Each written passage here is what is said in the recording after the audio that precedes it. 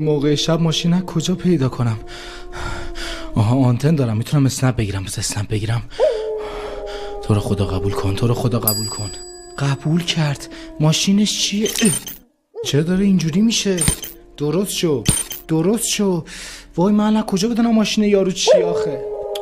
تو زندگی نداری بغل من هی زوزه میکشی؟ داداش گرگ زوزه میکشه دیگه، ماه کامله چیکار کنم؟ برو اعصاب ندارم، میذارم لهت میکنم. انشالله یه گرگ بیاد دنبالت.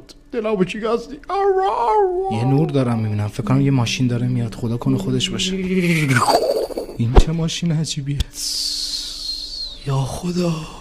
آقا مدل ماشینتون چیه؟ آخه ماشینتون خیلی عجیب و سیاهه. اسم ماشین یه چیز شخصیه. یعنی چی شخصیه؟ مگه شما اسنپ نیستی؟ اسنپ هم، ولی اسم ماشینم باید یه راز بمونه. من آدم رازداریم، فقط یه اسم بهم بگو. به ماشینم میگن بتموبیل. ماشین بتموبیل من نه بوق داره نه صندلی. ماشین بتموبیل من ارزون و بی معطلی.